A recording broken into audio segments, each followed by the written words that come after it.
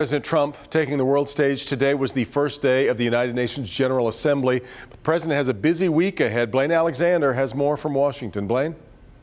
Well, Devin, President Trump's speech tomorrow really is the main event. This will be his first major address to other world leaders, and it could play a big role in setting the tone for those relationships going forward. For President Trump, new territory in his home city, back in New York today for his very first United Nations General Assembly meeting. Reform is what we're talking about. The president addressing the very organization he once slammed as ineffective, today praising it but urging reform. The United Nations has not reached its full potential because of bureaucracy and mismanagement. The president, who promised to put America first, now borrowing his campaign slogan, saying he wants to make the United Nations great.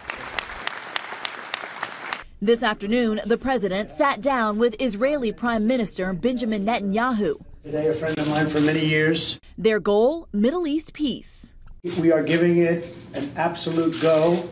I think there's a good chance that it could happen. The meetings, not just meet and greets. President Trump working to build new alliances as he looks to turn up the pressure on North Korea and Iran. The global community is paying less attention to the tweets and actually looking at what the policy actions are of the United States. This week, a high-stakes test for a relatively new president now taking his place on the world stage. And President Trump's expected message this week is that UN nations should be able to work together while still looking out for themselves and maintaining a sense of accountability. In Washington, Blaine Alexander, Local 4.